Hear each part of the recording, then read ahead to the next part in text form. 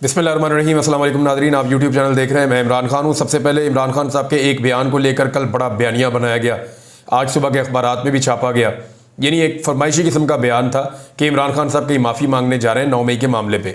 वो ये कहते हैं कि भाई पहले साबित तो करें, और मशरूत का मतलब यही है कि माफ़ी मैं नहीं मांग रहा, हाँ लेकिन मेरी एक शर्त है, पहले आप साबित कर दें। और साबित करने के लिए इमरान खान साहब कहते हैं सीसीटीवी फुटेज निकालें, दिखाएं पाकिस्तान तहरीक इंसाफ के कौन से रहनुमा और लोग जलाओ घिराव कर रहे हैं, मैं उनको पार्टी से भी निकाल दूंगा और फिर हम माजरत भी करेंगे। ये इमरान खान साहब ने कहा है। लेकिन वो ये बात खाली नहीं कर रहे, उन्होंने और बहुत सारी बातें की हैं, जिनमें से कुछ चीज़ें मैं आपको अभी पढ़ के सुना देता हूँ ताकि जो लोग ये प्रोपेगेंडा कर रहे हैं उनकी तरह तसल्ली भी हो जाएगी। एक तो इमरान खान साहब ने यह भी कहा कि जिस तरह हसीना वाजिद मुल्क से फरार हुई है, मुझे खदशा है कि इसी तरह नवाज शरीफ, आसिफ अली जरदारी और शहबाज शरीफ भी मुल्क से फरार हो जाएंगे। फिर इमरान खान साहब ने कहा कि बांग्लादेश में फौज ने अपने शहरियों पर गोली चलाने से इनकार कर दिया और अवाम के साथ खड़ी हो गई। हमारे यहाँ फौज इस जमात के सामने खड़ी हो गई है जो सबसे मकबूल है और इन लोगों की हमायत में आ गई है जो करप्ट हैं और हारे हुए हैं। इमरान खान साहब ने जेल में यह भी बात की थी। इमरान खान साहब ने यह भी कहा था कि कादी फायद ईसा ने तहरीक इंसाफ को क्रश करने के लिए इस तरह की खामोश सहूलतकारी की है जिस तरह अमेरिका और मगरबी ममालिक ने खामोश रहकर फ़लस्तीनियों के कत्लो गारत के अंदर सहूलतकारी की है या वो कत्लो गारत गिरी करवाई है। यह भी एक स्टेटमेंट इमरान खान साहब का है। फिर इमरान खान साहब का एक बयान और था, उन्होंने कहा कि ISPR ने कहा माफिया पैसे खर्च करके पाकिस्तान मुखालिफ मुहिम चला रहे हैं। आपने हमें नवाज शरीफ और जरदारी की करप्शन की कहानियां सुनाई, अब इलेक्शन में धांधली करके उन्हीं लोगों को मुसल्लत कर दिया। इमरान खान साहब ने यह भी सवाल पूछा है। तो और दीगर बहुत सारी चीज़ें इमरान खान साहब ने कही और उन्होंने ये भी कहा कि मेरा नाम भी डालें ECL में और बाकी सारियों को भी नाम भी ECL के अंदर डाला जाए। फिर इमरान खान साहब ने कहा बांग्लादेश में जो कुछ हुआ इसके पीछे बड़ी वजह जुल्म है, अब भी वक्त है फैसलों पर नजरसानी की जाए। फिर IG के बारे में एक बड़ी इंटरेस्टिंग बात की इमरान खान साहब ने, IG पंजाब के बारे में। वैसे इमरान खान साहब जेल में है, मुश्किल वक्त में है, लेकिन इसके बावजूद जो उनकी हिस्से मज़ा है या जो इमरान खान साहब बात करते हैं उसके अंदर जो कॉन्फिडेंस है, यानी अच्छा खासा आदमी जो बाहर फिर रहा है उसके दिमाग में वो बात नहीं आती जो जेल की छोटी सी चक्की में इमरान खान साहब के दिमाग में आती है। उन्होंने कहा माफ़ी वो मांगता है जिसने कोई गलती की हो। उन्होंने पुरअमन एहतजाज को दहशतगर्दी बना दिया। मैंने कोई गलती नहीं की, मैं बहावल नगर पुलिस वाला नहीं हूं कि पहले मुझे फेंटी लगाई जाए और बाद में मेरा IG ही जाकर माफ़ी मांग ले। यह भी इमरान खान साहब ने कहा।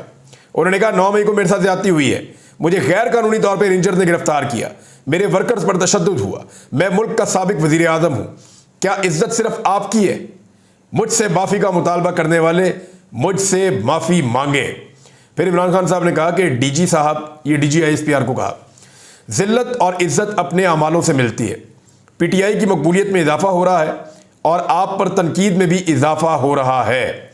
ये जी इमरान खान साहब के स्टेटमेंट्स थे जो अब तक नहीं पहुंचाए पाकिस्तान के इलेक्ट्रॉनिक मीडिया ने ज़्यादातर, और प्रिंट मीडिया में भी आपको शायद नहीं मिलेंगे आज के दिन में। तो ये मैंने आपके सामने रखती है कि ये बातें भी इमरान खान साहब से मंसूबे और उन्होंने की हैं। मैंने आपसे एक दिन पहले कहा था कि पाकिस्तान तहरीक इंसाफ एक सरप्राइज़ तैयार कर रही है और वो सरप्राइज़ आने वाला है।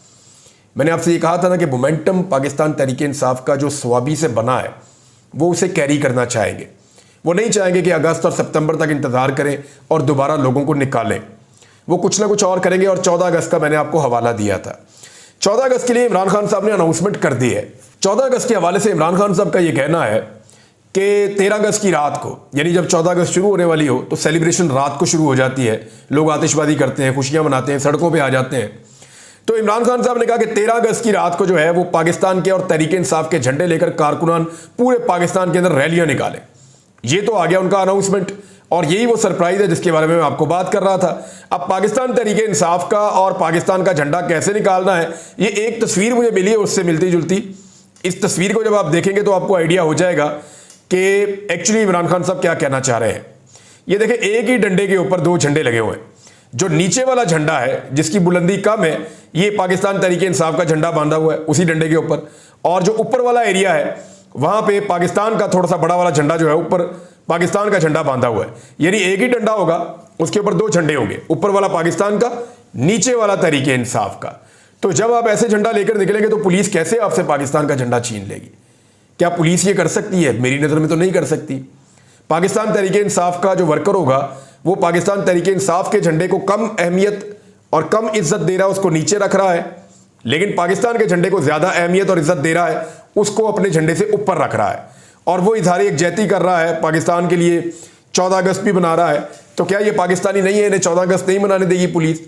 तो ये बड़े अजीबोगरीब सिचुएशन, बड़ी ही ख़ास किस्म की बेशर्मी और ढिठाई दरकार होगी ऐसे लोगों को रोकने के लिए। मैं आपको फिर बता रहा हूँ, बड़ी ही ख़ास किस्म की एक ढिठाई और बेशर्मी दरकार होगी ऐसे नौजवानों को रोकने के लिए जो पाकिस्तान का झंडा अपने साथ लेकर आएंगे।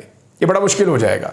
तो ये जी एक सरप्राइज़ है जो पाकिस्तान तहरीक इंसाफ ने तैयार किया है और 14 अगस्त को आपको इस तरह के, ये जो आपको नज़र आ रहा है ना, इस किस्म के बहुत सारे झंडे आपको 14 अगस्त पे पाकिस्तान तहरीक इंसाफ के लोग ले जाते हुए मोटरसाइकिलों पे, गाड़ियों पे वॉक करते हुए, ये आपको जगह जगह नजर आएंगे। तो ये वो सरप्राइज़ था जिसके बारे में मैं आपको कह रहा था। और इमरान खान साहब ने अली अमीन गंडापुर को भी ये हिदायत की है, ये पाकिस्तान तहरीक इंसाफ की जानिब से अब जलसे करेंगे और मुल्क भर में जलसे करेंगे। इमरान खान साहब ने कहा ये जलसे किए जाए, जलसे नहीं रोकने, आप जलसे करें, इससे एक मोमेंटम बनेगा। और जो जलसे हैं उनके बारे में इमरान खान साहब कह रहे हैं कि पुरअमन तरीके से करने हैं, किसी किस्म का कहीं पे भी वायलेंस रिपोर्ट नहीं होना चाहिए, वायलेंस से हमेशा बचना है। देखें, इस वक्त जो निज़ाम है या जो पीडीएम की सरकार है, अगर उन्होंने दोबारा इमरान खान को काबू करना है तो उनको कोई ना कोई ऐसा माहौल बनाना पड़ेगा या कोई ना कोई मुद्दा इमरान खान साहब पे डालना पड़ेगा। जैसा कि इमरान खान साहब कहते हैं कि 9 मई फॉल्स फ्लैग ऑपरेशन था, वो ठीक नहीं था, हमारे लोगों ने नहीं किया, उनका ये कहना है। और वो ये कहते हैं अगर किया है तो फुटेज के जरिए साबित करें या कोई जुडिशल कमीशन बना दें, सबूत लेकर आए, फिर हम माफ़ी भी मांग लेंगे, फिर जो लोग जिम्मेदार हैं उनको सजा भी दिलवाएंगे और साथ खड़े हो जाएंगे। अब इमरान खान साहब कहते हैं उसको एक फॉल्स फ्लैग ऑपरेशन। अब इसी तरह पाकिस्तान तहरीक इंसाफ के अंदर ये सोच है कि उनके खिलाफ दोबारा खुदा ना खास्ता कोई फॉल्स फ्लैग ऑपरेशन हो गया तो फिर मामला जीरो पे ना चला जाए, फिर कोई 5-10 हज़ार बंदा पकड़ के गवर्नमेंट अंदर कर दे, फिर एक नया माहौल बन जाए। तो इससे जो है वो बचा रहे हैं।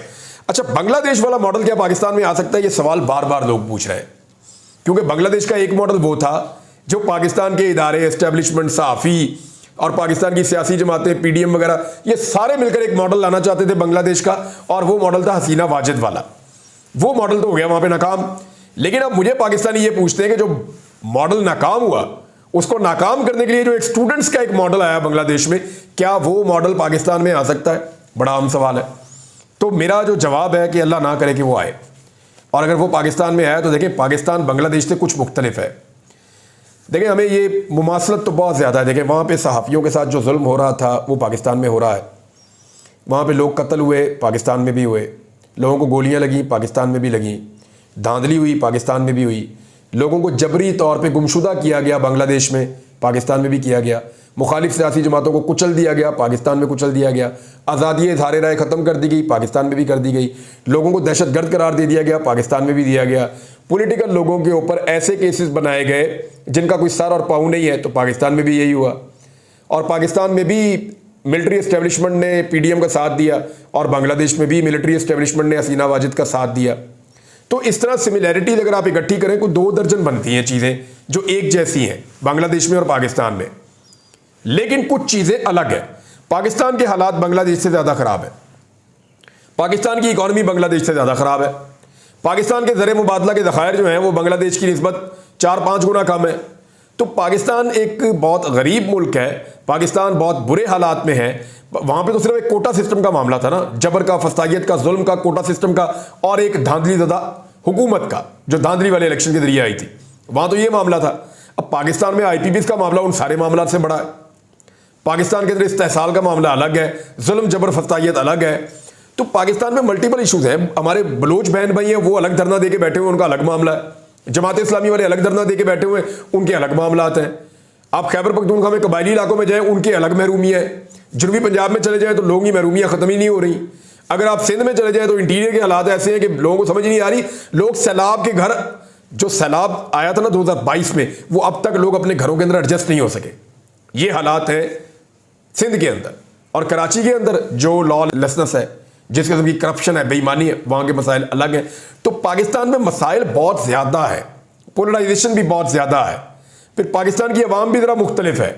अगर यहाँ पे खुदा ना खास्ता बांग्लादेश वाला कोई काम हो गया तो संभालते संभालते बहुत लंबा टाइम लग जाएगा। बांग्लादेश में तो सारा सेटअप चंद घंटों के अंदर यूं बदल गया था ना। 45 मिनट मिले सिर्फ हसीना वाजिद को, कपड़ों समेत जो ज़रूरी चीज़ें हैं ना वो हसीना वाजिद को इंडिया में जाके वहाँ की गवर्नमेंट ने दी है। वहाँ से जो ज़रूरी पैसा वैसा सोना वोना चीज़ें चुज़ें देखे तो वो निकले होंगे, लेकिन जो इस्तेमाल की चीज़ें हैं वो कई चीज़ें वो छोड़ कर गई और इस्तेमाल की चीज़ें जाके इंडिया से हासिल की उन्होंने। और आज जो है वो सुप्रीम कोर्ट बार काउंसिल जो है बांग्लादेश की, वो ये कह रही है कि इंडिया वापस करे हमारे मुल्जिमान को, हसीना वाजिद को वापस किया जाए, हमने इसको सजा देनी है। और लोग जो है वो एयरपोर्ट से भागते हुए पकड़े जा रहे हैं। वो 20 बंदे हसीना वाजिद के आसपास के मार दिए, वजीर मार दिए वहां पे लोगों ने, और लोगों ने खुद भी बड़ी कुर्बानियां दी हैं। 400 लोग तो अभी आखिरी हल्ले के अंदर उनके बांग्लादेश में जो है वो जामहक हो गए। मुमासलत बहुत ज़्यादा है, लेकिन अल्लाह ना करे कि पाकिस्तान में वो हालात हों, क्योंकि पाकिस्तानी जो है वो बड़े ओबीडियंट और बहुत अच्छे लोग हैं, बड़े अमन पसंद लोग हैं, पाकिस्तानी सिस्टम के अंदर बिलीव करते हैं और इलेक्शन के जरिए तब्दीली लाना चाहते हैं। लेकिन इलेक्शन के जरिए अवाम जो तब्दीली लेकर आई उसके आगे बंद बांधा हुआ है। अब वो बंद जो है उसको मजीद मजबूत करने के लिए कभी ये कानून साजी, कभी वो कानून साजी, कभी ये वाला पर्चा, कभी वो वाला पर्चा, कभी इसको अंदर करो, कभी वो बोले उसको अंदर कर दो, कभी, यानी हर किस्म के हथकंडे किए जा रहे हैं कि इस बंद को मजबूत किया जाए। अगर ये खुल गया तो हुकूमत बह जाएगी, हुकूमत बह जाएगी तो फिर वही हो जाएगा जो पब्लिक चाह रही है। लिहाजा पाकिस्तान के अंदर लोग स्मूथ तरीके से ट्रांजैक्शन चाहते हैं, अमन के साथ चाहते हैं, लेकिन लोगों के रास्ते में रुकावट डाली जा रही है। अब तलबा ने पाकिस्तान में अब स्टेटमेंट्स देना शुरू किए। मैं सोशल मीडिया पे देख रहा हूँ बहुत बड़ी तादाद में तलबा के मैंने बयानात देखे और वो वार्निंग दे रहे हैं इमरान खान को लेकर।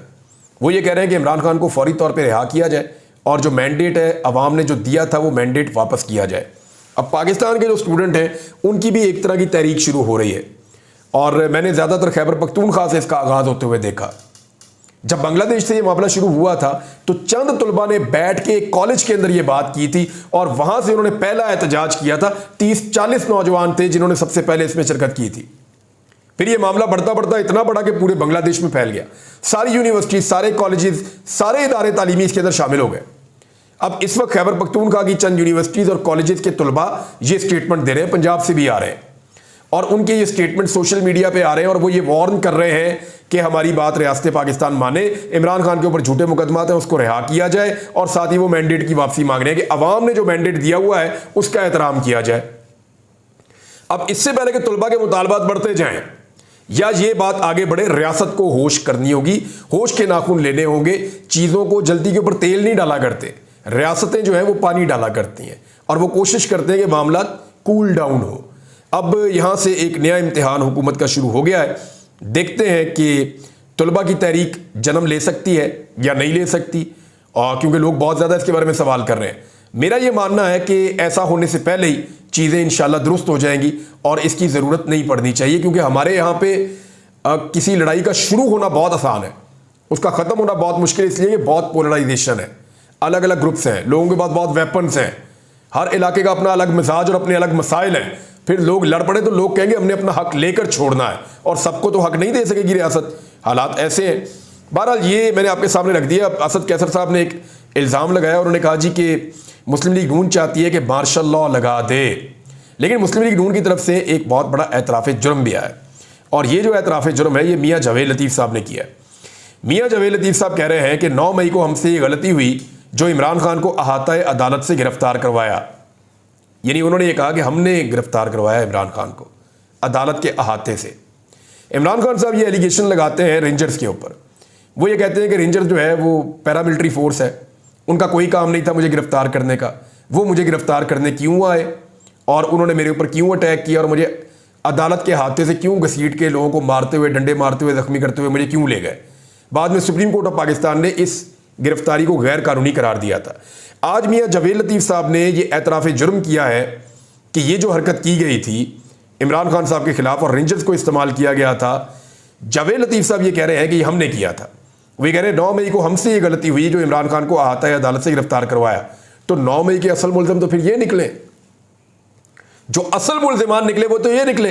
अब पाकिस्तान तहरीक इंसाफ के लोग जो है वो एक बात बड़ी क्लियरली कहते हैं, वो कहते हैं जी 9 मई एक मनसूबा था और वो मनसूबा मोहसिन नकवी जो पंजाब के उस वक्त के वज़ीर आला थे और IG पंजाब जो उस वक्त उस्मान अनवर पंजाब के अभी भी वही हैं, इन्होंने मिलकर ये मनसूबा बनाया था और इन्हीं मनसूबा साजों ने 9 मई को पूरा डिज़ाइन किया था और उसी तरह ये सारा कुछ हुआ है। बहरहाल जावेद लतीफ़ साहब का एतराफ़ जुर्म भी आपने देख लिया।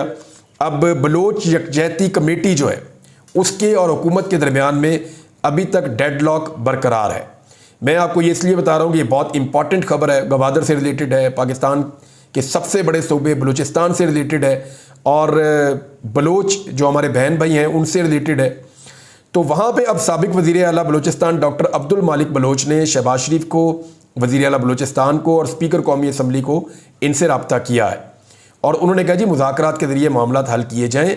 मुज़ाकरात नहीं होगी, इसमें पेशरफ्त ना होने के हवाले से एक दूसरे को ज़िम्मेदार जो ठहराया जा रहा है वो गलत है। मुज़ाकरात के ज़रिए से ही इन मामलात को हल किया जाए।